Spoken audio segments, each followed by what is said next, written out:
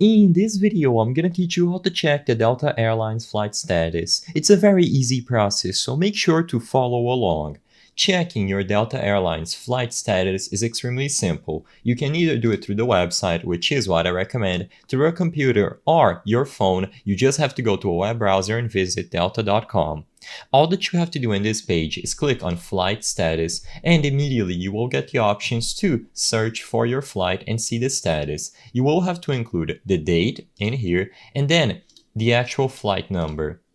If you don't know the flight number, you can go over to your boarding pass or to your account page and see the boarding status or the pass that you got, and you will be able to acquire the flight number. Alternatively, include where the origin of the travel is and then the destination, regardless of which option you pick, by including the flight number or from which airport you are going from and to. You will be able to search for the specific flight's status. Immediately upon clicking on this arrow, you will be redirected to this page where you can see the flight status for the specific flight that you included on a specific date. You can modify the search if you wish to alter the dates or alter the destination, the starting point, etc., and everything will be widely available for you.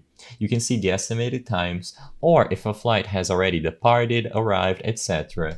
Something else that you will notice is that if you search this specific title over here, so DL1049 on Google, you will also get the same results. So even if you don't want to go through the Delta website, you can simply look for Delta, aka DL, and then the flight number, and you will be able to find it on Google. It could speed up the process if all you want to do is get a quick response, but you can also do it through the website if you wish to use other functions besides just the title of this flight.